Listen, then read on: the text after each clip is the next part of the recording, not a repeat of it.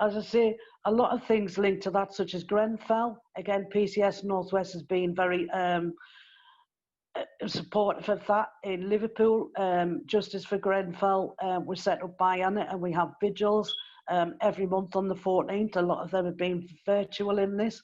But it's important that we realise that the people who were mainly affected by that, because of all the things that people have been on about, were primarily from BAME communities, and we must continue to keep going for the justice for that and for the Windrush generation.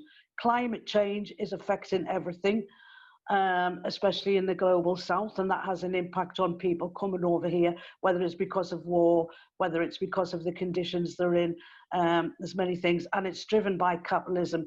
Capitalism and fascism come hand in hand, and that is where we've got the systemic racism within now, and we have to understand that and work against it. We also have to acknowledge that as BAME people, we're actually a majority in the world, and obviously in the global south, we're not a minority. And we have to look at the narrative all the time that's coming out. We've seen the disgraceful ship news broadcasts about people coming in on dinghies, and we have to challenge all of those narratives, because they are not migrants, they are refugees and they are asylum seekers, and we have to challenge that every time they do that, because they're trying to influence people's opinions. Migrants come in with their paperwork, apply, and are accepted.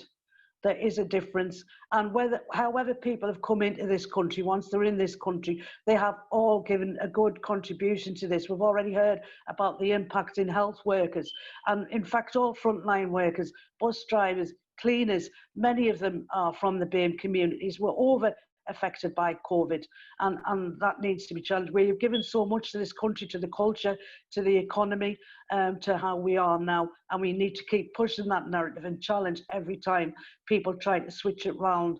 In health, we're being asked to come out to help, and we come out, but actually people working in the NHS get a migrant charge. They actually have to pay to use the service that they're in.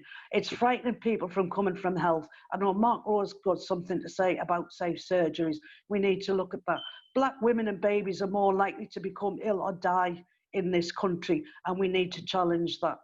We need to make sure that it's a safe place for people to come and be able to get from the cradle to the grave health that we have in this country. We have to ally with all of the struggles, because one of the main things that's coming up from this is that to divide and rule, to make one group feel better than the other, and that's what we mustn't do, because what frightens the establishment is if we all couldn't realise that our common enemy is them and we work together, then we will be stronger and we will get there. So we need to challenge transphobia, homophobia, sexism, Islamophobia, anti-Semitism, all of it.